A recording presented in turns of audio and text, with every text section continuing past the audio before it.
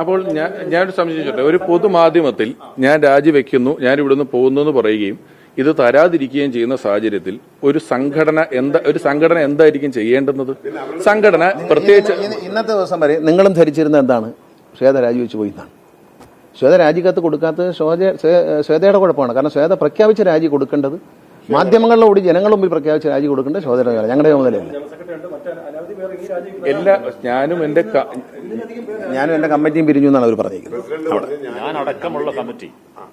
Committee രാജിവെക്കുന്നു എന്ന് പറയുമ്പോൾ 100-300 പേരും ഇത്രയധികം ഡേ ടു ഡേ ആക്ഷൻസ് ഉള്ള ഒരു സംഘടന ഒരു ദിവസം കൊണ്ട് ഇനി ഇത് എന്തെങ്കിലും ഒരു മാസം കഴിഞ്ഞ് രാജി തരുമായിരിക്കും, അല്ലെങ്കിൽ ഒരു 2 മാസം കഴിഞ്ഞാൽ ഈ രാജി കിട്ടുമായിരിക്കും എന്ന് വെച്ചാൽ ഇവിടുത്തെ പ്രവർത്തനങ്ങൾ നിർത്താൻ പറ്റില്ലല്ലോ. പ്രവർത്തനങ്ങൾ ഏറ്റെടുക്കുന്നതിന് അതുകൊണ്ടാണ് ഈ അഡ്വോക്ക് കമ്മിറ്റി എന്നുള്ള ടേം, ആ വാക്ക് നിങ്ങൾ സ്പെഷ്യൽ കമ്മിറ്റി എന്നോ അഡ്വോക്ക് കമ്മിറ്റി എന്നോ ഒരു താൽക്കാലിക സംഘമെന്നോ എന്ത് പേരിട്ട് വിളിച്ചാലും ഈ സംഘടനയെ അടുത്ത തെരഞ്ഞെടുപ്പ് വരെയോ തുടർന്നുള്ള ആക്ഷനുകളിലോ നിലനിർത്തിക്കൊണ്ടു പോവുക, നടത്തിക്കൊണ്ടു പോവുക എന്ന് പറയുന്ന ഒരു ഉത്തരവാദിത്തത്തിന്റെ പുറത്തുള്ള അംഗങ്ങളാണ് ഞങ്ങളെല്ലാവരും.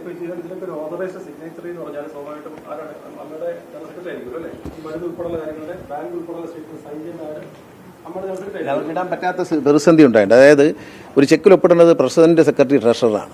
പക്ഷേ ഒരു 3 പേരും ട്രഷറർ ഇന്ത്യയിൽ അദ്ദേഹം വേണ്ടാന്ന് വെച്ച് പോയി. അദ്ദേഹം ആദ്യമേ പറഞ്ഞില്ല, അദ്ദേഹം സഹകരിപ്പിക്കുന്നില്ല. ഈ സഭയിൽ വന്നപ്പോൾ തന്നെ ഭൂരിപക്ഷത്തോടെ ഇത് അക്കൗണ്ട്സ് തള്ളി.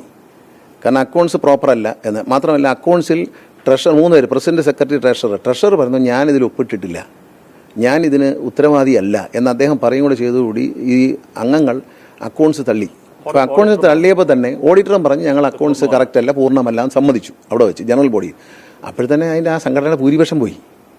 ഭൂരിപക്ഷം പോയതിന് ശേഷം ഒരു അവിശ്വാസ പ്രമേയം വന്നു. അത് ചർച്ചയ്ക്ക് എടുക്കുന്നതിന് മുമ്പേ പ്രസിഡന്റ് പറയുന്നു ഞങ്ങൾ രാജിവെച്ച് 140ഓളം ആളുകൾ ഒപ്പിട്ടൊരു അവിശ്വാസ പ്രമേയം അവിടെ കൊണ്ടുവരാൻ. ഈ അവിശ്വാസ പ്രമേയം വരുന്നതിന് മുമ്പ് പ്രസിഡന്റ് പറഞ്ഞു ഞങ്ങൾ രാജിവെച്ചിരിക്കുന്നു, ഞങ്ങൾ ഒഴിയുന്നു എന്ന് പറഞ്ഞിറങ്ങി പുറത്ത് വന്ന് നിങ്ങളോട് എന്താണ് പറഞ്ഞത്? അതാണ് ഞങ്ങളെല്ലാവരും കുക്കു പരമേശ്വരൻ ഇന്ന് സംസാരിക്കുന്നവരെ ഞങ്ങളെല്ലാവരും ശ്രീമതി മല്ലിക സുമാരൻ രാജി കൊടുത്തു എന്ന് പത്രക്കാരോട് പറഞ്ഞു. അതേപോലെ അവർ കൊടുത്തു.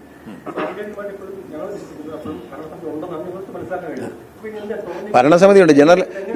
ഏതൊരു സൊസൈറ്റിയിലും ഒരു കാര്യം പറയാം, അടിസ്ഥാനപരമായി എടുക്കുന്ന അന്തിമ തീരുമാനം ജനറൽ ബോഡിയുടേതാണ്. ജനറൽ ബോഡിയുടെ തീരുമാനത്തെ നിരസിക്കാൻ ഒരു സംഘടനയ്ക്കും കഴിയത്തില്ല. എന്ത് തന്നെ ബൈലോയിലുണ്ടെങ്കിലും എന്തൊക്കെ ബൈലോയിൽ പറഞ്ഞാലും ശരി തന്നെ ഒരു പ്രതിസന്ധി ഘട്ടത്തിൽ ജനറൽ ബോഡി എടുക്കുന്ന ഏത് തീരുമാനം, അപ്പോൾ ഇപ്പം ഈ കെട്ടിടം അങ്ങ് വിറ്റേക്കാം അല്ലെങ്കിൽ പൊളിച്ചു വയ്ക്കാം എന്ന് ജനറൽ ബോഡിക്ക് തീരുമാനിക്കാം.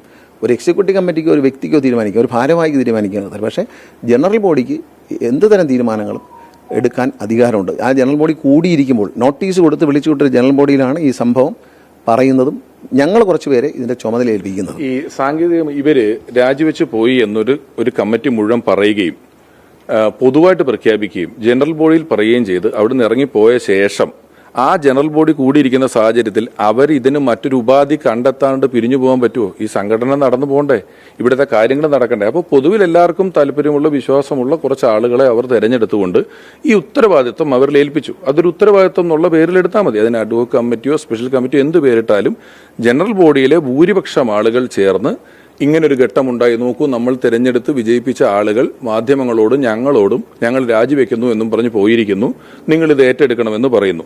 പക്ഷേ ഇപ്പോൾ ഏതാണ്ട് 20 ദിവസത്തിന് ശേഷം ഞങ്ങൾ രാജിവെച്ചിട്ടില്ല എന്ന് പറയുന്നത് എൻ്റെ ഒരു യുക്തിയെക്കുറിച്ച് എനിക്കറിയില്ല. അത് അവർ എങ്ങനെയാ വെച്ചാൽ പറയട്ടെ.